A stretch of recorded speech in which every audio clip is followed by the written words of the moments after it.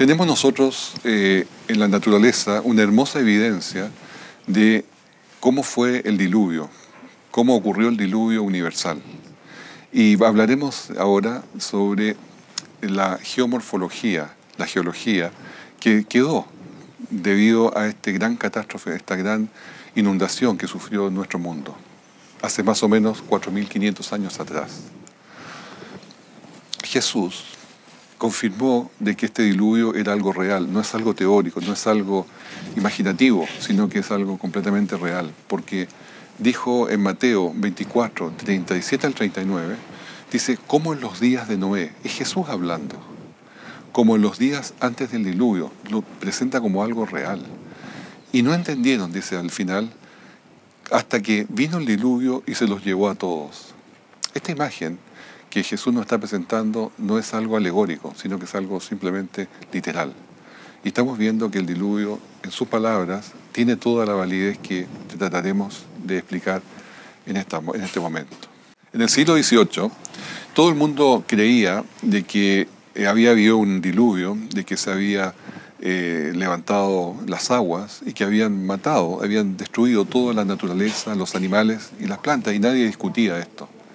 Sin embargo, en ese mismo siglo, el siglo más o menos a finales del siglo XVIII, comienzo del siglo XIX, comenzó a haber unas posiciones que eran bastante opuestas a esta creencia que existían, y no por razones, las razones que se presentaron no eran justamente científicas.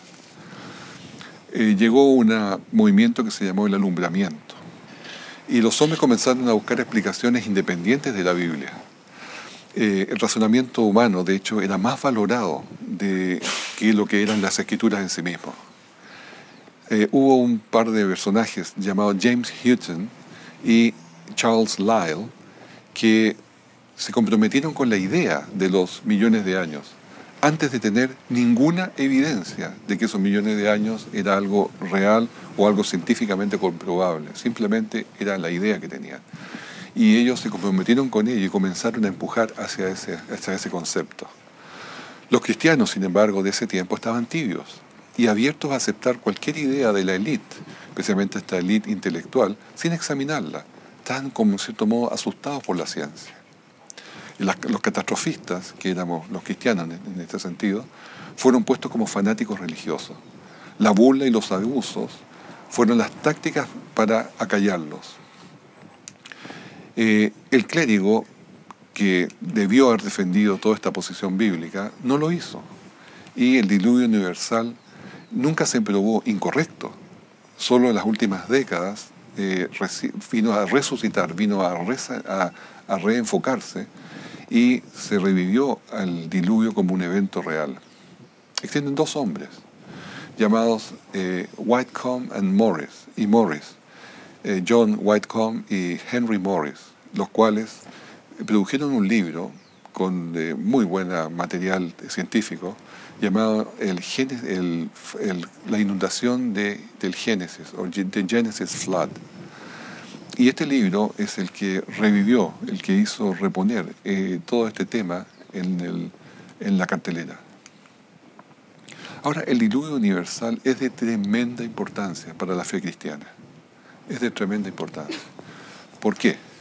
Porque si la Biblia dice la verdad, no habría tiempo para pretender una evolución en solo 6.000 años, desde Adán y Eva, como nos describe la Biblia, y solo 4.500 años aproximadamente después del diluvio. Por lo tanto, no queda tiempo para poner esos millones de años que son esenciales para poder explicar una evolución y hacer que la evolución siquiera sea posible. Por lo tanto, si existe ese diluvio, confirma simplemente la historia bíblica y queda toda la otra historia, entre comillas, fuera de lugar. Sin embargo, si fuera lo contrario, si tuviésemos enterrados debajo de nosotros, y enterrados debajo de Adán y Eva en este caso, llamemos todavía que son personajes reales, si tuviésemos enterrado debajo de ellos millones, y soy específico, 1 millón de millones de fósiles, especialmente de plantas, de árboles, de fósiles marinos y de vertebrados y de todo tipo, significa que hubo muerte, sufrimiento, enfermedad antes de Adán y Eva. Si esto hubiese sido así, el diluvio no hubiese sido, por lo tanto, un evento real. Significa que todos estos animales sufrieron efectivamente por millones de años y fueron muriendo y fueron en esta batalla de la sobrevivencia del más fuerte. Todo esto antes de un supuesto Adán y Eva, porque ya Adán y Eva no cabe mucho aquí realmente. Por lo tanto, lo creado, según la Escritura, no era tan bueno, no era bueno en gran manera como dice la Biblia, porque había muerte antes de ese momento, antes de Adán y Eva. Y si así fuera, el pecado, la caída, no tiene ningún espacio, porque la muerte habría sido consecuencia de la sobrevivencia del más fuerte y no del pecado de Adán y Eva. Por lo tanto, todos estos elementos, todos estos fósiles enterrados, validarían justamente los millones de años y el paradigma de la evolución. Pero tenemos la Escritura. Génesis 6, 13 y 14 dijo: Dios, pues, a Noé: he decidido el fin de todo ser, porque la tierra está llena de violencia a causa de ellos, y aquí yo los destruiré con la tierra. Hazte un arca de madera de gofer. El arca de Noé, que fue instruida en detalle por Dios para ser construida, fue hecha en un periodo de 120 años, lo que le llamamos un periodo de oportunidad. ¿Por qué de oportunidad? Porque durante esos 120 años, cada golpe que daba con su martillo Noé y sus hijos era un golpe de advertencia al pueblo, a la gente que los rodeaba, aquellos que no creían, aquellos que se habían apartado de Dios. Y el golpe era que aquí estamos construyendo un buque, porque va a haber un desastre, va a haber un diluvio. Eso fue avisado. 120 años de predicación. 120 años que insistieron en que aceptaran que venía la destrucción, que tenían que arrepentirse, que tenían que volver a Dios. 120 años que no escucharon. Solamente 8 seres humanos escucharon. Sin embargo, debo decir, para no quedar con una falsa idea, de que los padres, el padre de Lamec, el padre de Noé, Lamec, y el abuelo Matusalem, habían fallecido poco antes del momento del diluvio. Ellos desde luego que creían. Y el Señor los llevó al descanso en su momento. Bueno, esta arca se construyó con las medidas exactas que el Señor les había dicho. Se estima que se ocuparon aproximadamente 800 árboles de una medida bastante grande, es decir, aproximadamente unos 10 metros de alto por 1 metro de diámetro. Árboles que tenían, desde luego, las condiciones de dureza y de las condiciones especiales para poder construir un buque. Y al estimarse ese número de árboles, ese número de masa que se puso para construir este buque, se estima que el buque pudo haber tenido un desplazamiento, que es un peso vacío, de aproximadamente 4.000 toneladas, sin animales. Es un buque grande. Cuando vemos 4.000 toneladas, es un buque bastante apreciable. Y este buque tenía también las capacidades necesarias para poder entrar todos los animales que tenían que entrar. Vamos a verlo eso en detalle. El arca tenía aproximadamente 135 metros de largo y 22 metros y medio de ancho y 13,5 metros de alto. Las medidas te dicen tal vez arbitrarias, no, para nada. Eran medidas muy bien pensadas, muy bien diseñadas, porque este buque tenía que navegar, este buque tenía que enfrentarse a las olas, tenía que enfrentarse a mal tiempo, tenía que balancearse bastante severamente. Y vamos a ir viendo, de acuerdo a los análisis que se han hecho posteriormente, cómo esto fue muy acertado. Existe un arca de Noé el día de hoy vivo, que está real, el modelo 1:1, es decir, del tamaño real, en la ciudad de Hong Kong, al lado del puente que une las islas. Y esta arca, que es de un enorme tamaño, como pueden ver en las imágenes, es para objetivos turísticos, no es religioso necesariamente, sino que turístico. Ahí podemos ver en la imagen cómo los animales van bajando ya del arca, por una rampa, y estos animales, bueno, son de plástico desde luego, pero dan una imagen de todo lo que sucedió, los tamaños que tenían ellos. Podemos ver también el costado, comparado con el tamaño de los hombres que se ven abajo, cuán pequeños se ven los hombres, y también visto del costado la enormidad que tiene toda esta masa de madera. Ahora, la forma del casco y las rampas internas que tenía eran, tal como la escritura lo dice, tenía 3 niveles de cubiertas y tenía rampas también para los animales pudieran subir y bajar, especialmente cuando fueron cargados y descargados. Eh, Se hizo un análisis del Arca de Noé por un grupo de ingenieros, de arquitectos navales de Corea. Y según las reglas del American Bureau of Shipping, que es el ABS, que es una sociedad clasificadora de buques, el casco del arca, como está descrito en la Biblia, cumple perfectamente con las normas en todo aspecto. El arca en realidad incluso es 13 veces más estable de lo que se requería para un buque estándar de hoy. Y se analizaron 3 aspectos de la seguridad de este buque. Primero, la seguridad estructural, es decir, que su estructura, su forma, su madera, todos los elementos que tenían que estaban haciendo fuerza en las solicitaciones, pudiera realmente resistir. Y esto es, pensemos nosotros en un buque que a veces tiene una ola en el medio y en el medio le puede empujar y puede quebrarlo al medio. O lo contrario, puede tener 2 olas por la proa y la popa y se puede quebrar por el medio bajando. O puede hacer una torsión, porque sube por una parte una ola y la otra la está dejando abajo. Y una torsión para el otro lado. Todas estas solicitaciones de esfuerzo pueden a un buque quebrarlo. Por lo tanto, los elementos internos que resisten esta solicitación, esta fuerza, tienen que ser de la solidez necesaria. Bueno, eso se analizó y quedó todo conforme, de que tenía las cualidades para soportar un mar como se conoce que puede ser en un buen temporal. Segundo, la estabilidad. Un buque tiene que tener buena estabilidad porque tiene que flotar y cuando es tomado por una ola de lado se balancea para un lado y para otro. Si su centro de gravedad estuviese muy arriba, ese buque puede darse vuelta y por supuesto hundirse. Pero cuando tiene un buen centro de gravedad bastante abajo, ese buque va a tener una flotabilidad, una estabilidad que le va a permitir estar siempre derecho, aunque sea a veces un poco excesivo. Y es de hecho cuando un buque tiene demasiada estabilidad, puede ser demasiado violento, como se vuelve de un lado para otro, porque hay fuerzas involucradas allí que así lo hacen. Pero en ello también la estabilidad de volcamiento estaba buena. Y por último, la calidad de marinera, es decir, la forma de poder navegar de ese buque estaba perfecto. Todos los aspectos fueron evaluados positivamente. Esto está, si lo quieren estudiar, está en el Safety Investigation of Noah's Ark in a Safe Way, o in a Sea Way. Pueden encontrarlo en internet, está disponible y es muy interesante. Desde luego es un análisis mucho más largo del que acabo de hacer. Si se comparan los tamaños ahora del arca con buques reales del día de hoy, podemos ver que el arca tenía aproximadamente los 123 metros que estábamos hablando. Tenía una longitud más o menos casi la mitad del Titanic, un poco más, incluso un poco más de la mitad del Titanic. O también bastante cercano, un poco menos de la mitad del Queen Mary. Y bastante más grande que la Santa María de Colón o el Wyoming. Es decir, es un buque bastante longitud. De hecho, es uno de los más grandes que se ha construido en madera.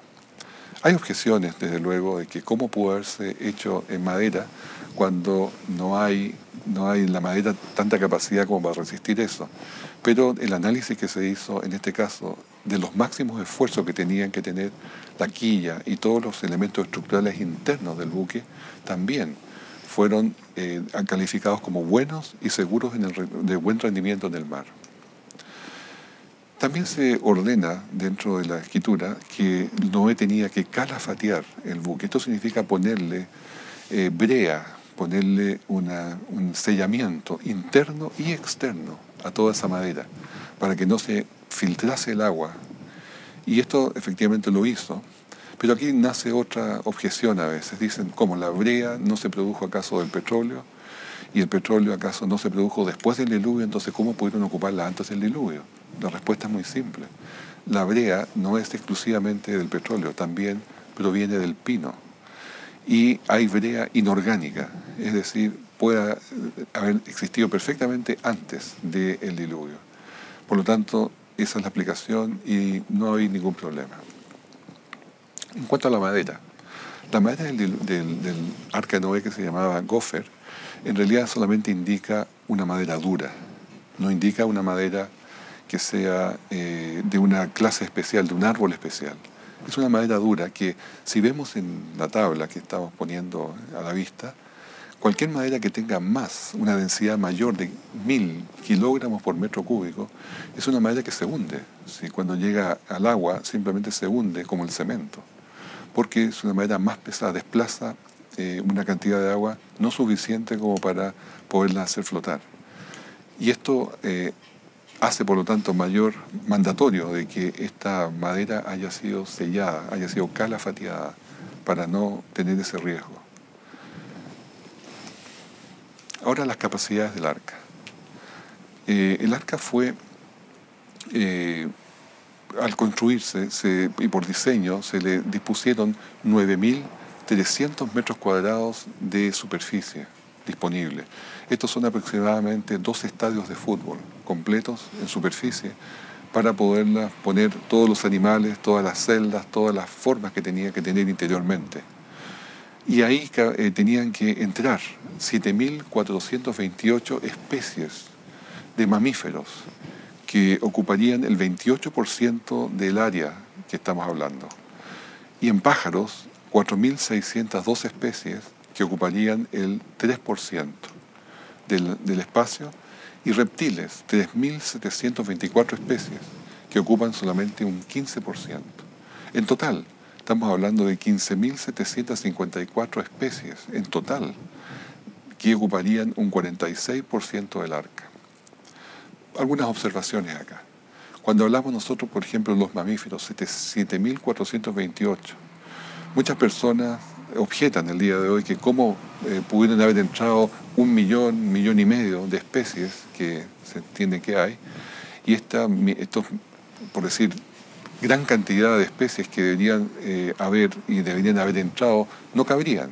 Tienen toda la razón, no cabrían. Pero lo que pasa es que no hay por qué considerar que son 1.000.000 y tantas de especies, debido a que lo que entró allí fueron las especies, los animales ancestrales. Por ejemplo, en los perros, todos los perros vienen de lo que se llama el lobo ancestral. Y el lobo ancestral es aquel animal antiguo, desde luego, que tenía en su ADN toda la información de todas las razas que pueden venir de él. Es decir, animales de cola más larga, pelo más largo, color de un color u otro, hocicos más largos, orejas más largas, más cortas. Toda la combinación que tenemos de animales en tamaños más grandes o más pequeños estaban incluidos dentro de su ADN. Por lo tanto, de él podían nacer cualquier raza. Y ese animal es el que entró al arca, como digo, se llamaba el lobo ancestral. Lo mismo sucede con las otras especies, los bovinos, los gatos, los felinos, y así, cada una de las especies se necesitó solamente llevar el ancestral.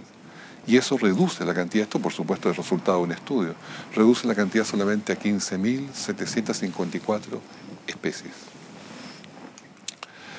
El resto del espacio, más del 50% del arca, fue ocupado por Noé y su familia, y la comida y todo el agua y todo lo que tenían que llevar para poder navegar. Una observación también es interesante hacer, de que no tenían por qué ser animales adultos. Por ejemplo, los elefantes, no tienen por qué ser el elefante grande. Podía ser perfectamente un elefante juvenil, o una jirafa juvenil, o un dinosaurio juvenil para ese efecto. Y ese es un tema aparte que yo sé que produce mucha inquietud. Ahora, más de la mitad de los mamíferos que entraron también eran más chicos que un ratón. Cuando pensamos en los animales mayores, son la menor cantidad. No son todos tan grandes como los que se ven hoy día.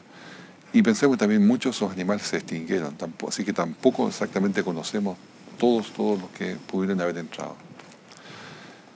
En el momento que fueron llamados una pareja de animales inmundos y 7 parejas de los animales limpios, según la Escritura lo describe.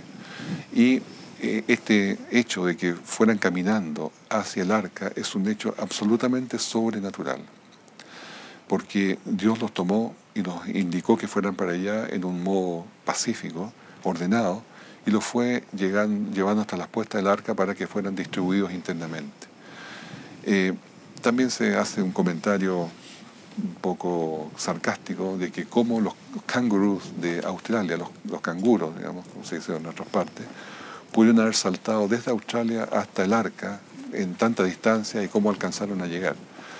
Desde luego que eso es una tontera, porque Australia no existía. Cuando el Señor creó la primera tierra, Él separó la tierra de las aguas y formó un gran continente. Y ese un gran continente fue el que existió hasta antes del diluvio. Por lo tanto, Australia no existía. Y más aún, los animales no tenía por qué tomarlos del extremo. Podían ser todos animales que estaban cercanos, los cuales podían convivir unos con el otro. Entonces los animales simplemente obedecieron la orden y fueron allegándose al arca. En Génesis 7:11 nos dice que el año 600 de la vida de Noé, en el mes segundo, a los 17 días del mes, fueron rotas todas las fuentes del gran abismo. Notemos el orden. Dice, todas las fuentes del gran abismo primero. Y después dice, y las cataratas del cielo fueron abiertas. Nos da un orden bastante especial acá. Y quiero mostrar un poco cuál es el origen del agua del diluvio. Primero que nada, la lluvia, que está contenida en la atmósfera, en las nubes, ¿no es cierto?, solo puede dar cuenta de 5 centímetros de agua en toda la Tierra, en toda la superficie. 5 centímetros, así tanto. Y esta agua vino probablemente de las nubes, pero las nubes no pueden contener más. Simplemente el aire, y para este efecto las nubes, pueden contener solamente 55 gramos de vapor de agua por metro cúbico. Por lo tanto, todo el resto del agua tuvo que venir necesariamente de las fuentes o springs y de las grietas del gran abismo, que fueron la principal fuente de todo el agua posterior que vino, que se levantó, y esta vino a través de una gran actividad volcánica y telúrica, por grietas, y por lo que se llama por la teoría catastrófica de placas, que lo vamos a mostrar enseguida. Y esta erupción de agua desde abajo de la Tierra no cesó por 150 días. Si bien llovió por 40 días, el agua siguió saliendo por 150 días, de acuerdo al relato. Si la Tierra fuese plana, hoy día, en los mares, cubrirían aproximadamente 2,7 kilómetros de profundidad. Tierra plana, todo el mar cubriría 2,7 kilómetros de profundidad en toda la Tierra. Ahora, también se habla en algunos medios de que había un techo de nubes, el cual se habría deshecho y habría sido el diluvio, pero eso no es tal. Este techo de nubes, o water canopy, como se dice en inglés, hay bastantes razones para decir que no es sostenible. La primera de ellas es que no tiene un claro soporte bíblico. Segundo, que esta capa de vapor tendría un enorme efecto invernadero para todo el mundo. Tanto es así de que calentaría la superficie de la Tierra a más de 180 grados centígrados. Y solamente considerando que podría haber 1 metro de nube, 1 metro de esa water canopy, de ese techo de nubes, solamente 1 metro, ya calentaría a 180 grados. Pero más todavía, si el diluvio del agua hubiese venido de las nubes, tendría que haber alcanzado, esas nubes, tendrían que haberse hecho agua, y para ello habrían tenido que soltar su calor latente, y eso alcanzaría hasta 450 grados centígrados en la superficie de la Tierra, lo cual desde luego habría hecho la vida absolutamente imposible para la Tierra.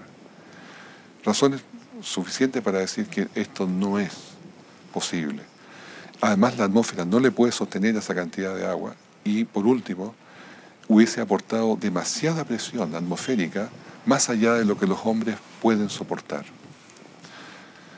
Como dije anteriormente, había cientos de miles, y hoy día se pueden ver todavía en el fondo del mar, cientos de miles de volcanes submarinos, los cuales fueron los que provocaron toda esta salida de agua, toda esta erupción, toda esta catástrofe, este cataclismo que hubo en la Tierra.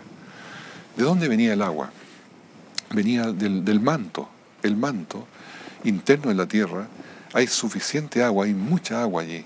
Tanto se dice que puede llenar 20 veces más los océanos como están hoy día de agua. Y cuando se ven también los volcanes que están erupcionando, se le mide el contenido de agua a esas cenizas, tiene un 70% de contenido de agua. lo cual está desde luego indicando que hay una cantidad enorme de agua debajo de nuestros pies, debajo en el manto. Estas erupciones que sucedieron desde el fondo del mar levantaron el fondo marino de los océanos y de la Tierra, produciendo una ola gigantesca que cubrió todos los continentes. Esto es lo que se conoce como la teoría catastrófica de placas. Es un modelo, cuidado. Y aquí les voy a explicar inmediatamente lo que es un modelo. Las personas que entienden y que estudian y que siguen estos temas tienen información de ejemplos actuales que les pueden dar una imagen. Por ejemplo, los tsunamis es algo absolutamente real hoy día. Y el diluvio, sin duda, gran parte de ello no fue el agua que cayó de arriba, sino que también los tsunamis que se produjeron en los mares que habían en ese tiempo, que cubrieron los continentes simplemente. Ahora, modelo, ¿por qué modelo? Porque se hace una interpretación de lo que pudo haber pasado y se estima más o menos y se describe que fue así y así. Pero esto es un modelo y existen muchos modelos. Y cuando se habla de un modelo es porque nadie lo ha visto, no hay testigo ocular. Cuando había un testigo ocular ya se puede dar otro testimonio. Pero en este caso el único testigo ocular fue Dios y que lo describió en la Biblia. Por lo tanto, por eso todavía seguimos llamándole modelo y no como una realidad absoluta. Aquí tenemos un par de imágenes del tsunami que sucedió en Japón hace un par de años atrás. Y la fuerza del agua, como podemos ver ahí, es realmente catastrófica, es muy destructora el agua. Y el agua tiene esa capacidad de no solamente ir cubriendo, destruyendo, disolviendo, sino que también arrastra consigo mismo una fuente de muerte destructora enorme, que no solamente al ahogar, sino que al destruir, porque acarrea piedras, acarrea objetos, los cuales van a su vez produciendo el daño a lo que va encontrando. En el caso de Japón, yo recuerdo las imágenes del agua como avanzaba por las casas y por las calles, y era más o menos, calculo, unos 30 kilómetros por hora. Pero aquí, en el diluvio, estamos hablando de velocidades de sobre 100 kilómetros por hora del agua y probablemente 150 kilómetros por hora, que ya vamos a ver los efectos que puede producir eso. En el caso del terremoto de Japón, un solo terremoto, y digo uno solo porque fue un evento en Japón, produjo, como se ve en la imagen, un efecto en completo en toda la zona del Pacífico, marcando prácticamente todas las costas de Estados Unidos, México, Centroamérica y todo Sudamérica, para también no descontar todas las islas del Pacífico. Y la cantidad de personas que fueron afectadas por un solo evento es enorme. Imaginemos ahora cuando hay cientos de miles de volcanes que están erupcionando y un cataclismo a nivel mundial. O sea, es un verdadero cataclismo, una verdadera debacle. Cuando empezó a llegar el agua y subir el agua, los animales comenzaron a correr, los dinosaurios comenzaron a correr especialmente, y podemos ver una cantidad de testimonios enormes en la Tierra de estos dinosaurios arrancando. Podemos ver miles de diferentes lugares donde hay huellas que están impresas en el barro que posteriormente se convirtió en piedra, así que están para el testimonio de hoy día. Ahí en la imagen podemos ver una cantidad clara de dinosaurios que se están moviendo, se están arrancando, y como digo, hay miles de estas huellas que se encuentran en todas partes del mundo. ¿Ya? Son huellas hechas por estos animales cuando ya tenían el agua hasta la cintura y quedaron impresas allí, posteriormente posiblemente fueron cubiertas por otra capa que después se borró, se salió esa capa y quedaron allí ya las imágenes de las huellas en forma clara. Tenemos otro ejemplo de 300 pequeños dinosaurios corriendo en estampida a 1500 kilómetros de Brisbane, en Australia. Se ven ahí todas las huellitas más chicas, pero también podemos comparar una de un más adulto con un zapato de un hombre, el Larry Quarry, en Dinosaur Trackways. Comenzó a subir el agua a través de los tsunamis y el arca, por supuesto, ya comenzó a flotar. Y la gente que ya no pudo entrar, lo único que pudo hacer fue subirse a las peñas, a las rocas, a donde podían salvarse, arriba de troncos. Y esa gente ya no tenía opción ninguna de poder subir al arca. Pero quiero aclarar un par de cosas. Subieron animales terrestres al arca, efectivamente, los reptiles y pájaros también, pero no entraron al arca los insectos y los árboles, o sea, los otros seres vivientes que son las plantas. Y ni los peces tampoco. Todo lo que vivía en el mar no entró. ¿Cómo se salvó? Posiblemente los árboles, las plantas y todo, a través de sus semillas, que eso flotó y no se destruye y perfectamente después pudo revivir. Los peces del mar, incluso los monstruos marinos, pudieron salvarse por paquetes, por bolsas que el Señor proveyó de agua que estaba más quieta, y ellos pudieron allí sobrevivir. La mayoría murió, sin duda que sí, pero quedaron por lo menos algunos para sobrevivir la especie.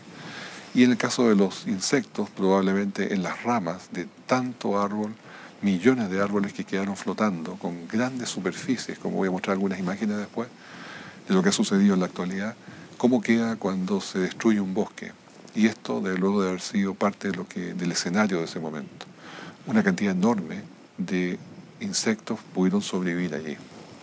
Ahora pensemos que si este hubiese sido una inundación solamente local, ¿hubiese tenido alguna razón de que los pájaros tuvieran que subir al arca cuando pudieran haber volado simplemente al valle siguiente y haber evitado la inundación local?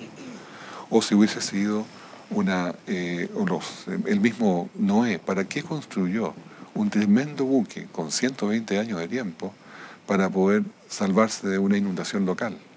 No tiene mucho sentido. También pudieron haber viajado al próximo valle, lo mismo que los animales. Entonces,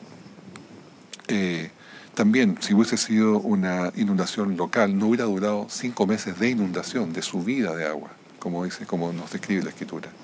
Por esto que, tal como lo dice la Biblia, fue una inundación universal de toda la tierra, que incluyó toda la tierra, y que se produjeron muchos otros fenómenos también que no los vamos a describir en este momento.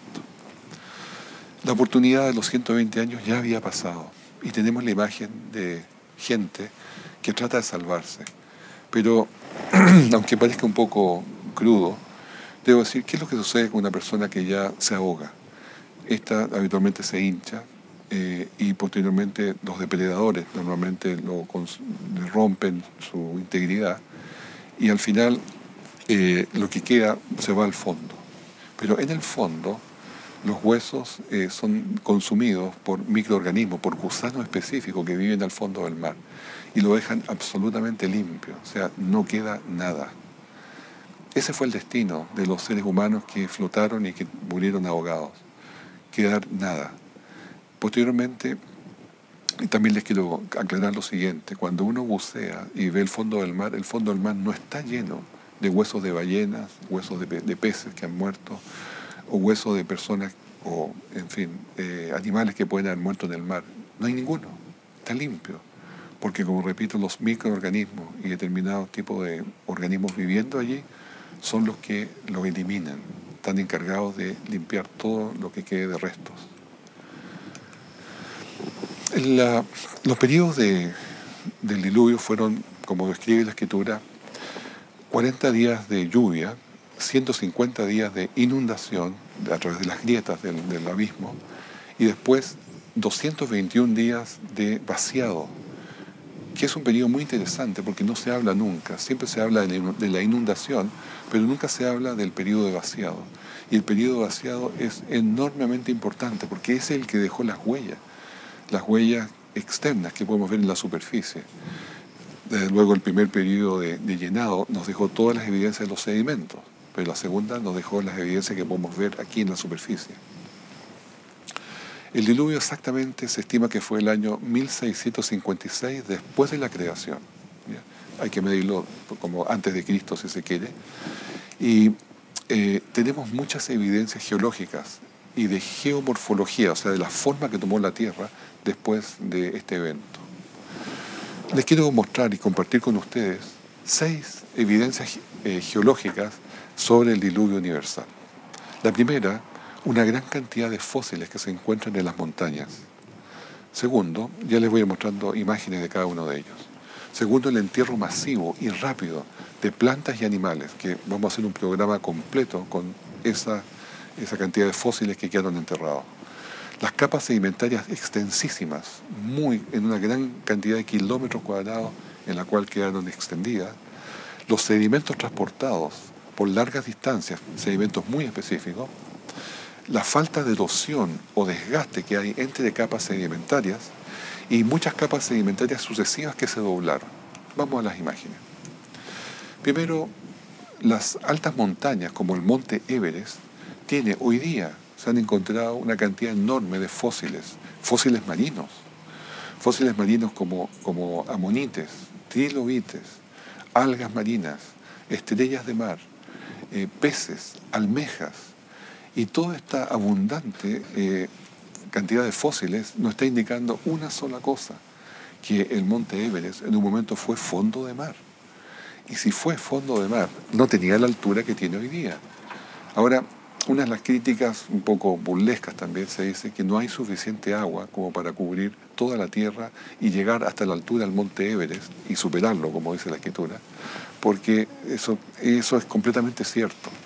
No hay suficiente agua en los mares para llenar toda la Tierra hasta el monte Everest, pero que el monte Everest no estaba allá arriba donde está. El monte Everest estaba a posiblemente un nivel mucho más bajo o bajo el mar, como lo están demostrando los fósiles que se encuentran allí. No menos en la cordillera de los Andes, donde también cuando se revisa se encuentran amonites, se encuentran bivalvos, todos fosilizados. Muchas personas van a la cordillera sobre 3.000 metros de altura y encuentran una cantidad enorme de todos estos fósiles, que indica que estuvo en un momento bajo el agua. Posteriormente, por las fuerzas después de propias de los continentes, se elevaron los cerros, las montañas, y se hicieron las cordilleras, pero eso ya es un efecto totalmente posterior. En Perú hay un lugar llamado Acostambo, que hay ostras gigantes, y estas ostras gigantes están sobre 3.200 metros de altura. Estas ostras gigantes, es muy interesante, como vemos ahí un hombre que está tendido, está acostado arriba de una de ellas, son enormes, pero una característica que muestran es que están cerradas. Cuando una ostra muere en forma natural, se abre y queda abierta, pero están todas cerradas. ¿Qué indica esto? Indica que fueron enterradas vivas en forma súbita, en forma sorpresiva, y no tuvieron simplemente tiempo de morir y abrirse, sino que quedaron todas sepultadas y presionadas para no poderse abrir tampoco. Segundo, este entierro rápido de plantas y animales, que como decía va a ser un tema de un tema aparte, pero debo adelantar de que existen cementerios de fósiles muy bien preservados en todo el mundo. En todo el mundo, en cada continente del mundo tenemos una gran cantidad de fósiles. Y se pueden encontrar, donde vayamos, encontraremos fósiles enterrados. Tercero, podemos ver que hay un rápido depósito de sedimentos sobre grandes extensiones de territorio. Por ejemplo, hay un lugar que se llama los White Cliffs, en Dover, en Inglaterra, lo cual es una muralla de piedra caliza, o limestone en inglés, la cual cubre prácticamente toda la Tierra, va por toda Europa, va por Estados Unidos, y es la misma calidad química, o sea, puede determinarse que es la misma capa que rodeó prácticamente la Tierra. Esto, desde luego, habla de un evento que es mundial, no es local. Otros ejemplos, podemos ver la imagen de los Estados Unidos con esa pantalla donde está el amarillo, y el amarillo nos dice dónde está hoy día todas estas capas sedimentarias de gran grosor, cubriendo todavía una gran cantidad de los Estados Unidos. Esto es simplemente un resultado clarísimo de una gran catástrofe de carácter universal. O en Australia, la zona en azul que tenemos ahí, son 1.800.000 kilómetros cuadrados, el cual se llama el Great Artesian Basin. Esta tiene en partes más de 2.000 metros de grosor, y esta sin duda es lo que pasó en el diluvio en esta zona de Australia. Se preguntarán por qué hay otras áreas donde no está presente estas capas. Bueno, la razón es que también cuando se salió el agua, barrió, sacó los materiales sedimentarios que estaban más blandos, y posiblemente dejó el material más original, el cámbrico, el precámbrico, lo dejó en el lugar, y no quedaron estas capas sedimentarias como las que vemos en parte del territorio. Hay una capa sedimentaria en particular que quiero conversarles, que es una llamada el Red Wall Limestone. Esta capa es esa que marco en la flecha y es una capa que va desde el Cañón del Colorado a través de Estados Unidos y cruza el Atlántico llegando también hasta Inglaterra. Y solo, como decía anteriormente, una catástrofe de carácter universal pudo hacer un sedimento tan extenso. Ahí podemos ver también un par de fotos de la misma Red Wall Limestone que está en diferentes partes del territorio de Estados Unidos. Y una de ellas está en el Gran Cañón. La otra evidencia que tenemos son los sedimentos transportados por grandes distancias. Y hay evidencia de que se sacó cuarzo desde un sector de Nueva York y fue llevado hasta el sector del Cañón del Colorado que está al otro lado de los Estados Unidos. Es decir, una gran distancia que fueron recorriendo estos materiales como el Navajo Sandstone o Coconino Sandstone, que son esos dos que están allí. Otra evidencia que tenemos es la falta de erosión entre los sedimentos, entre las diferentes capas. No hubo tiempo para que se desgastara el material. ¿Qué es lo que pasa cuando llega una capa y queda allí como superficie? Inmediatamente con el tiempo, y más todavía si fueran millones de años, se va desgastando porque corren los ríos, porque hacen surcos, porque el material se desgasta, porque los vientos le hacen polvo, y cada uno de los efectos meteorológicos va causando simplemente cañones y hendiduras, e incluso los animales, por supuesto, la bioturbación que se conoce, también hacen sus madrigueras, hacen sus cosas, pero curiosamente aquí tenemos la diferencia es que no hay ni siquiera una coma de indicación de clima que hubiera afectado. Es una línea absolutamente recta entre capa y capa. Y eso está hablando una sola cosa. Aquí no hubo tiempo. Una capa llegó inmediatamente después de la otra y no hubo tiempo para ninguna actividad que son las que esperamos. El doctor Andrew Snelling, que es un doctor en geología y experto desde luego en estos temas, dice, hoy podemos ver los efectos del desgaste por el clima y la erosión en todas partes. Pero, ¿dónde está la evidencia de los millones de años entre las capas de rocas? Estas no existen. Si el diluvio ocurrió, ¿qué esperamos encontrar?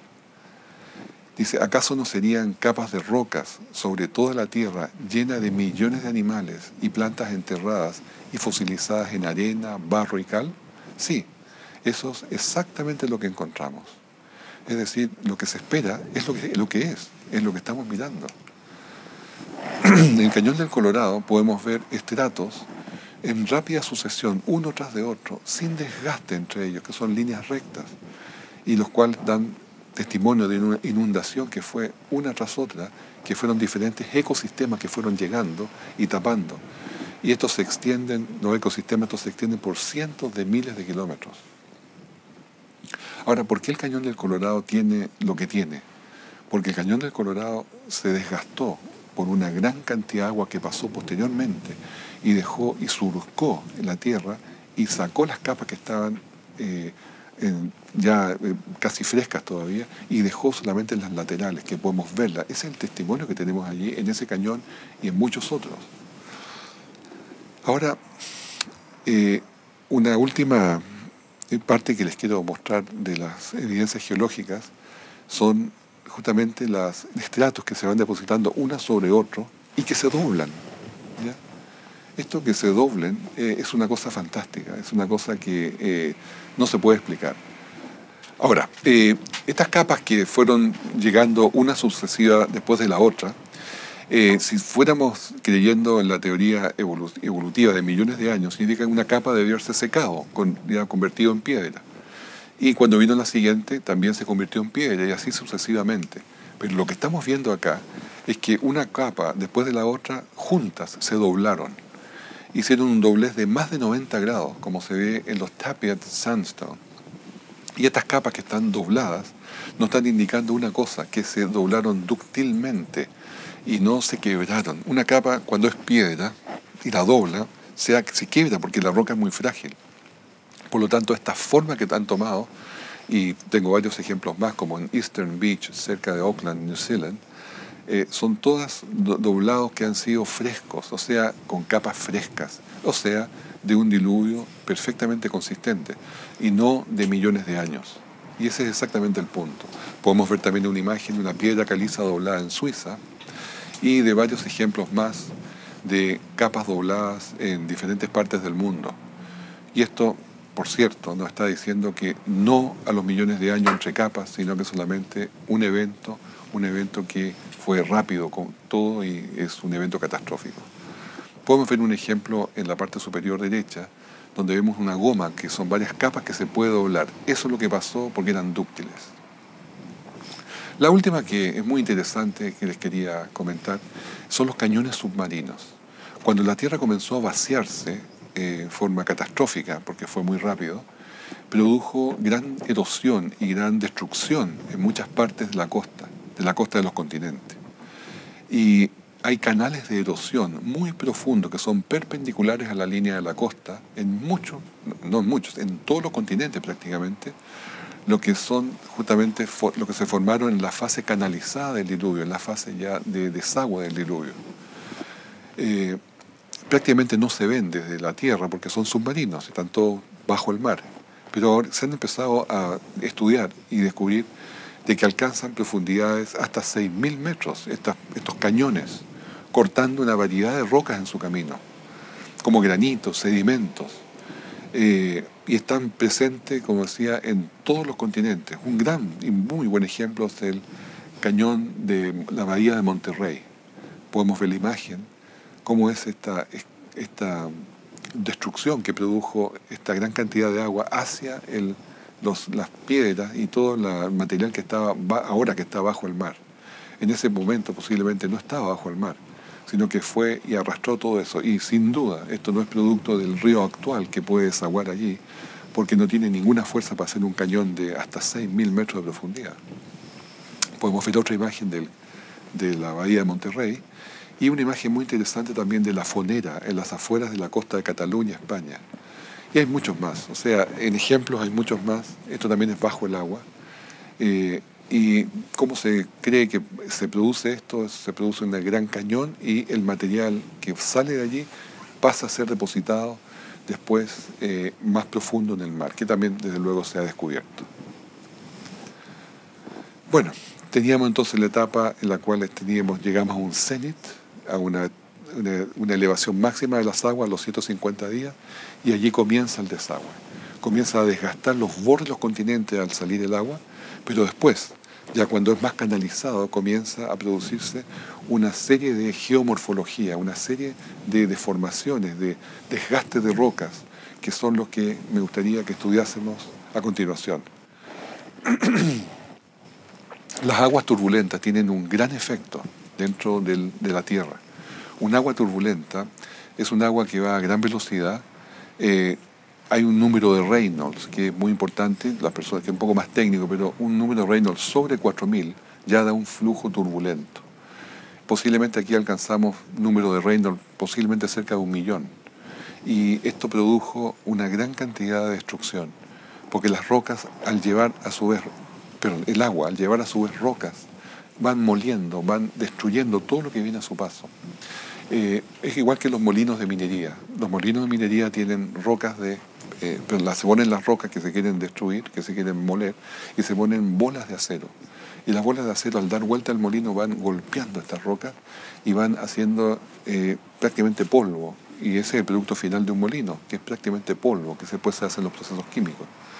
Por lo tanto, lo que tenemos acá fue una gran destrucción que era a través de las rocas, a través de se llaman boulders en inglés, y estas fueron produciendo todo este daño.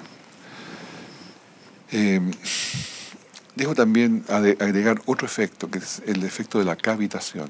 Y hay un ejemplo muy hermoso en un túnel de desagüe llamado el Glen Canyon Dam en Estados Unidos, que en 1983, al estar desaguando agua de la represa, se produjo un efecto de cavitación por una roca que estaba presente allí, que por la velocidad del agua y la roca presente produjo vacío, puso velocidades distorsionadas, y ese vacío fue suficiente para producir una verdadera destrucción, como se ve en la imagen, debajo del canal.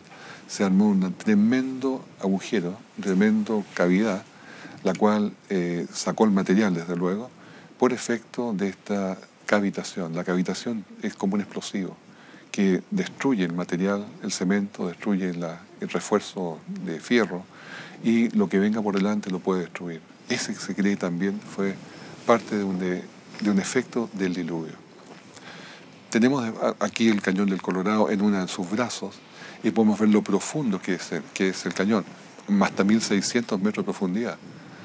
Pero nuevamente les hago la advertencia, en esta otra imagen son 14 kilómetros de ancho, que toda esta imagen que vemos allí de diferentes cañones, en ningún caso es el resultado de un río que ha pasado por millones de años, porque un río que pasa por millones de años no produce ese daño.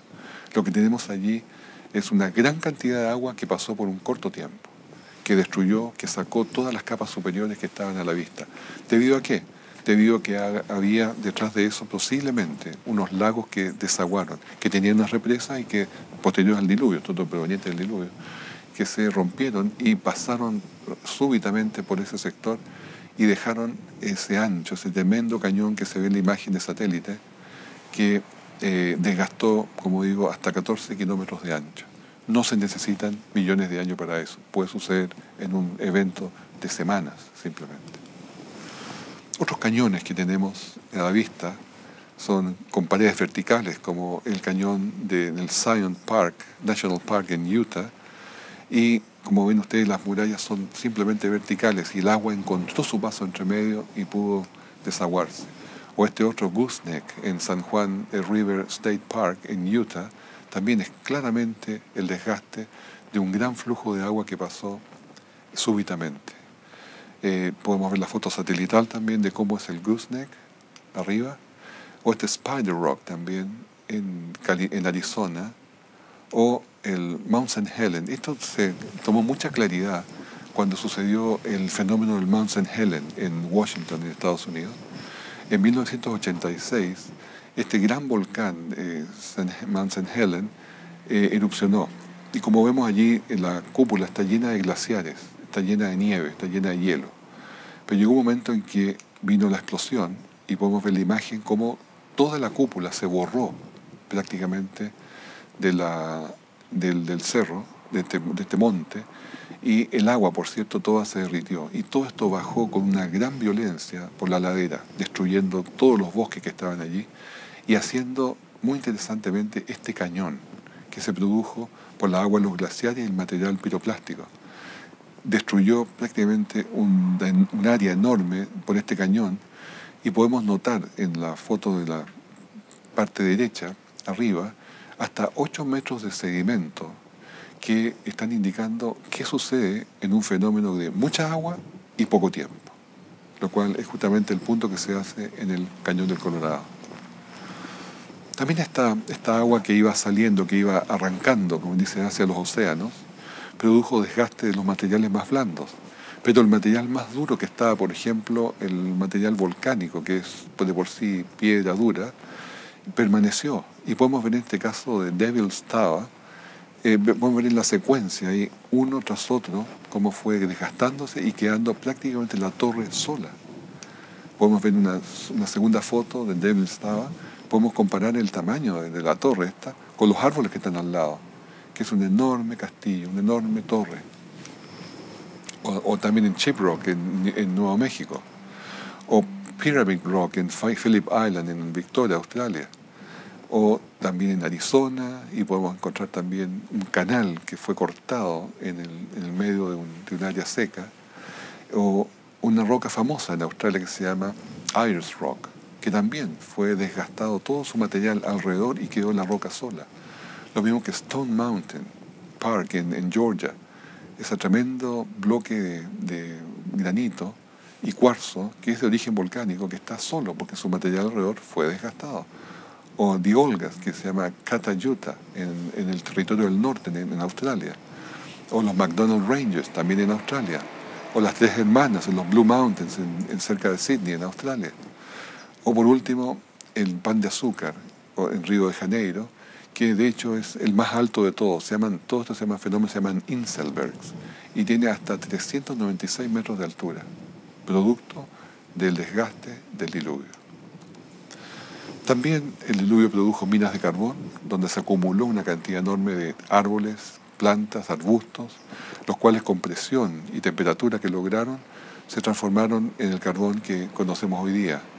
Aquí tenemos otro testimonio en Hungría, en el noreste de Hungría, donde quedó una mina, simplemente ya se le sacó el carbón allí, pero podemos ver los cipreses gigantes que quedaron parados en esa imagen. Ahora, los sedimentos, las capas sedimentarias, no se conocen mucho. La distribución se supone que es de acuerdo a una columna geológica. Sin embargo, no se sabe mucho. Porque cuando se conoce los animales que están debajo de de nosotros, solamente cuando se desgasta la ladera. Y al desgastarse la ladera se puede ver entonces el animal que aflorece allí.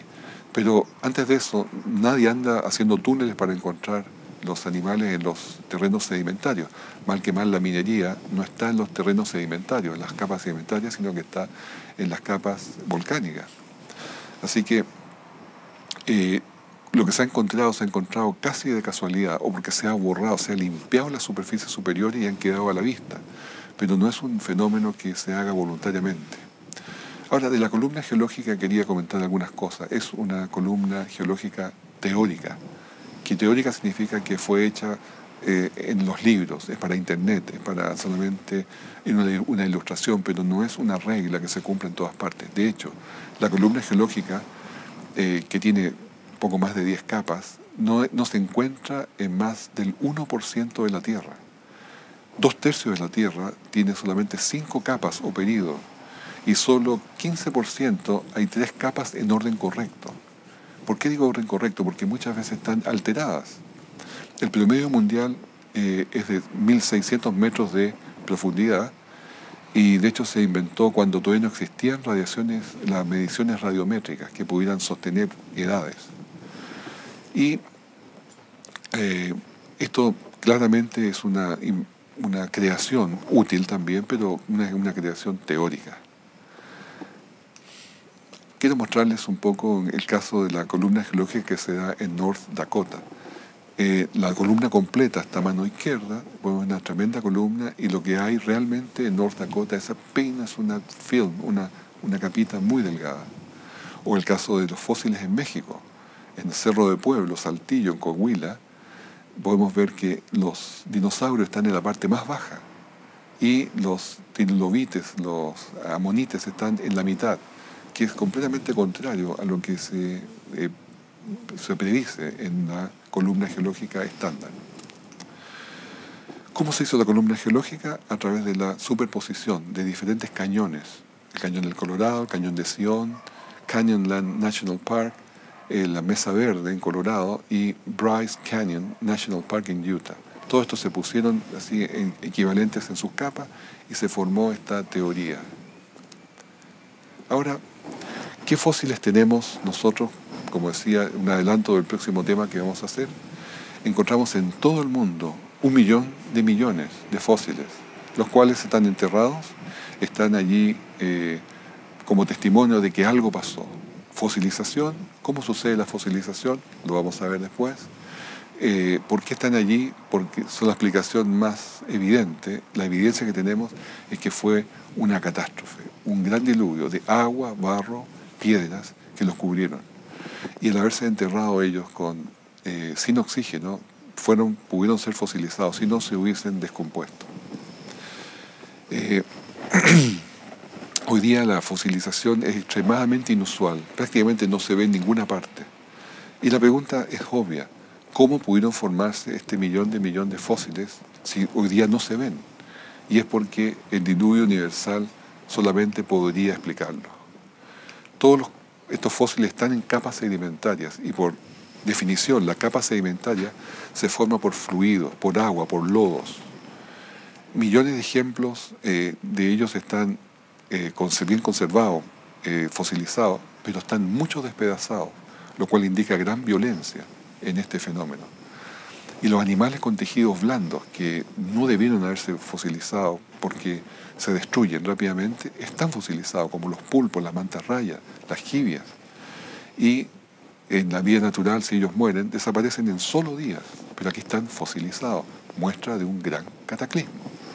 Entonces, el entierro rápido es lo evidente, es la respuesta que tenemos nosotros. Hay cementerios de fósiles, lugares de entierro de fósiles en Norteamérica, en Sudamérica, en Asia, en Europa, en África, en Australia y en todas partes. En cada parte hay fósiles. Y termino con un versículo bíblico, Salmo 104 del 6 al 9. Sobre los montes estaban las aguas, y a tu reprensión huyeron. Al sonido de tu trueno se apresuraron. Subieron los montes, descendieron los valles, al lugar que tú les fundaste. Les pusiste término, el cual no traspasarán ni volverán a cubrir la tierra. El arca finalmente llegó al monte Ararat, posiblemente, se cree que es el monte Ararat que está en Turquía, no es seguro. De los animales descendieron y tenemos una gran cantidad de descripción de leyendas, por lo menos 500 leyendas que hablan y confirman esta historia del arca.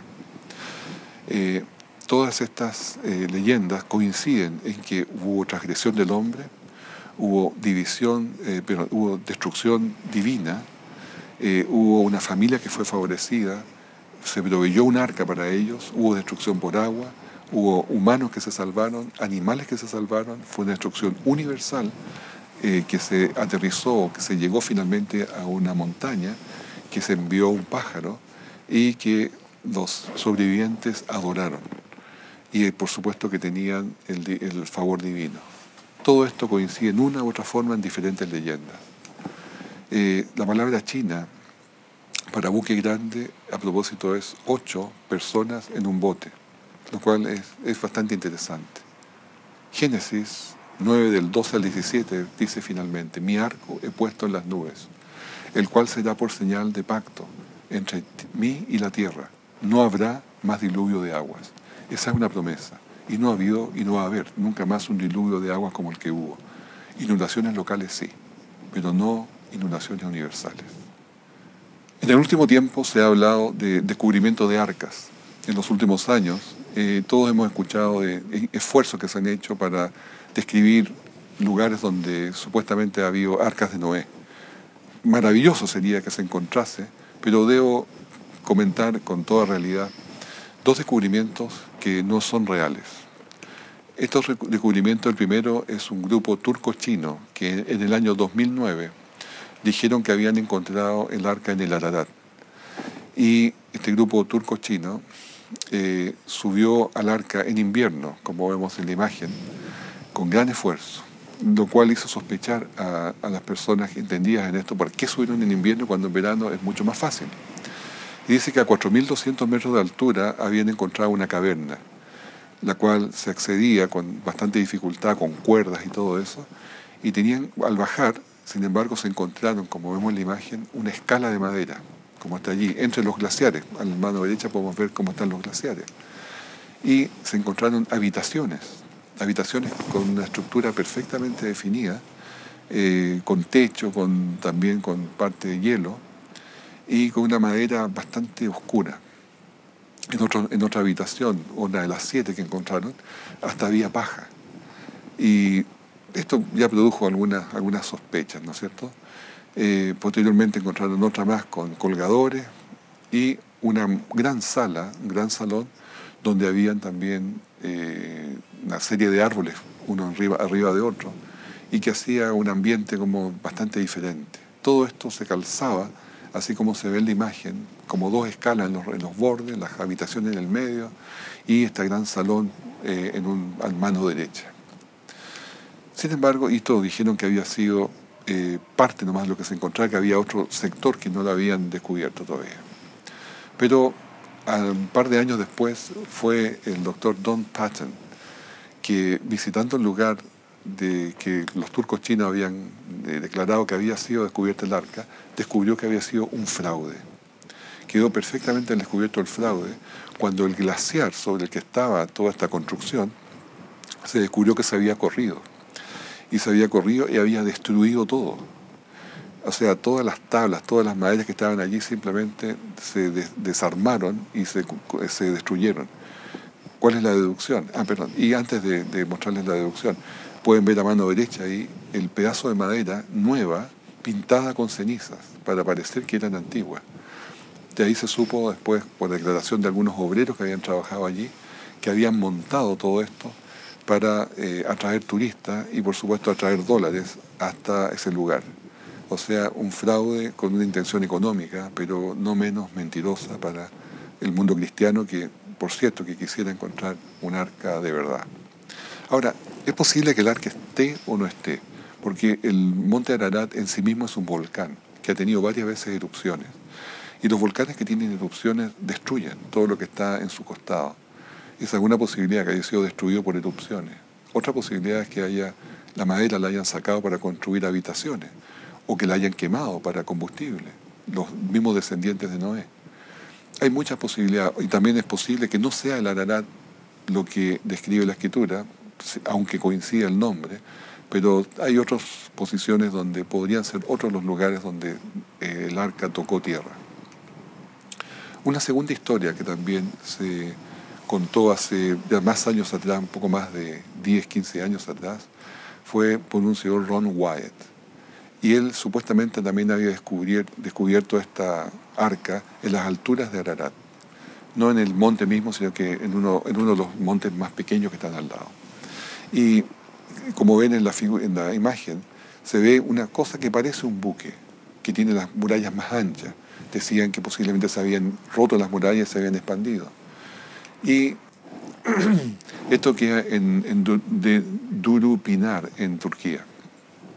Este lugar, como mostramos en la imagen anterior, se hicieron según Ron Wyatt, se hizo unas mediciones internas y vieron que tenían estructuras metálicas internas, especialmente rivets o remaches, los cuales daban un pattern, una figura completamente estándar, obviamente hecha por el hombre, como se ve en el cuadro a mano derecha. Y que eso, por supuesto, sugería que era el arca y sin duda era un lugar absolutamente excepcional, porque eso no sucede naturalmente en la naturaleza. Pero después, cuando fueron a revisar y a volver a medir con el mismo equipo otras personas fuera del equipo de Ron Wyatt, descubrieron que las señales que se recibían de la misma lectura eran completamente diferentes, como está en la mano izquierda, que son señales naturales, geológicas. Nunca hubo una estructura como la que se pretendía. Simplemente era un fraude que no solamente ahí quedó desacreditado, sino que también en una foto aérea tomada más arriba, podemos ver donde salen las flechas. 3 botes o 3 estructuras de forma de bote que eran simplemente barro o tierra que va cayendo con el tiempo y se va formando una especie de bote. Hay 3 allí, como pueden ver ustedes. Así que estas formas similares de bote no decía nada. Todo simplemente fue una invención.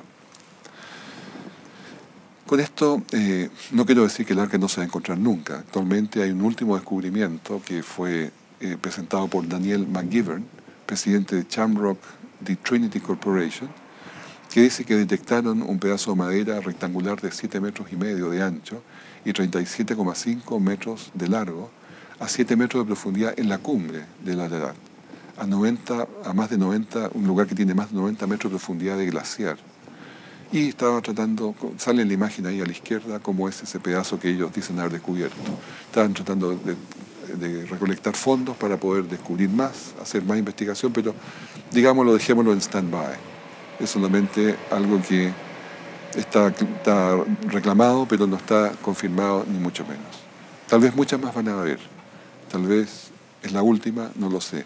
Pero sería bueno que el Señor en algún momento decidiera que el arca puede descubrirse para confirmación del diluvio universal, que es muy importante para todo el mundo cristiano.